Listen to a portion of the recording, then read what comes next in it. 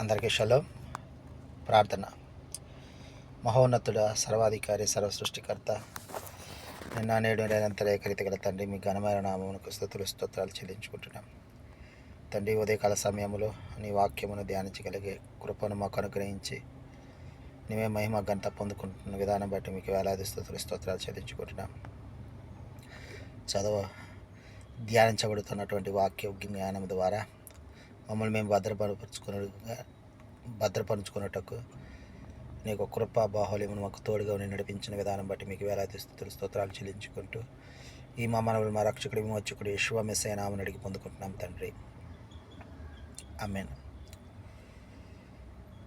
Ezra అధ్యాయం మనం ధ్యానం చేస్తున్నాం. మొదటి అధ్యాయం. ఈ మొదటి అధ్యాయంలో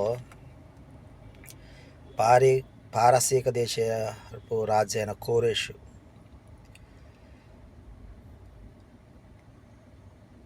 అతని పాలనలో ఇర్మియా ద్వారా పలుకబడినటువంటి యావే వాక్యము నెరవేర్పు జరిగిస్తూ ఉన్నట్లుగా మనం ఈ అధ్యాయంలో చూస్తున్నాం.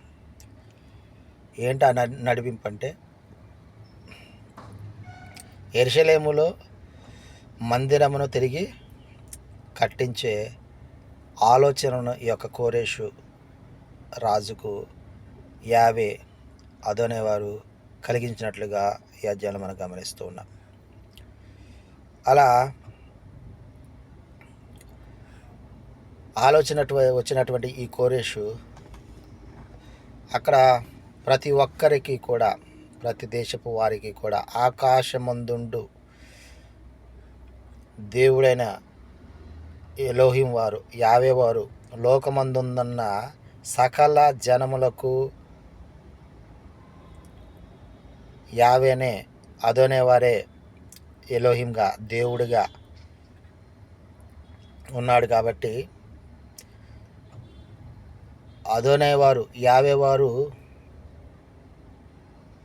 నాకు ఆజ్ఞ ఇచ్చి ఉన్నాడు మందిరాన్ని కట్టించాలని అనే ఆలోచనను ప్రతి ఒక్కరికి తెలియజెప్పి, ఎవరైతే ఈ ఆలోచనను మీరు నచ్చి యెరూషలేములో ఉన్నటువంటి అదోనేవారి మందిరాన్ని కట్టుటకు ప్రేరేపింపబడతారో వారు మరి యెరూషలేమునకు రండి అని పిలుపునివ్వగా, మరి బెన్యామీనీయులు, ఇలా యోధావారు, యాజకులు, లేవీయులు వీరందరూ కూడా ప్రేరేపింపబడి వారందరూ కొంతమంది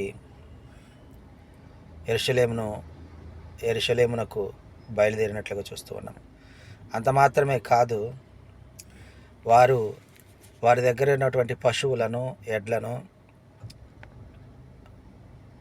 వెండి బంగారములను విరివిగా స్వేచ్ఛగా వెళ్ళేవారు యెరూషలేమునకు వెళ్ళి మందిరముకు కట్టే వారికి వారు సహాయం చేసినట్లుగా ఎజ్జలు చూస్తున్నాం.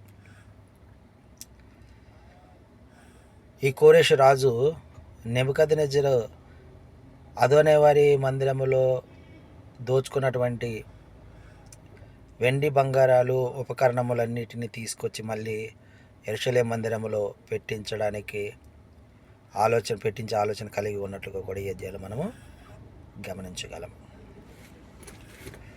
ఆమేన్.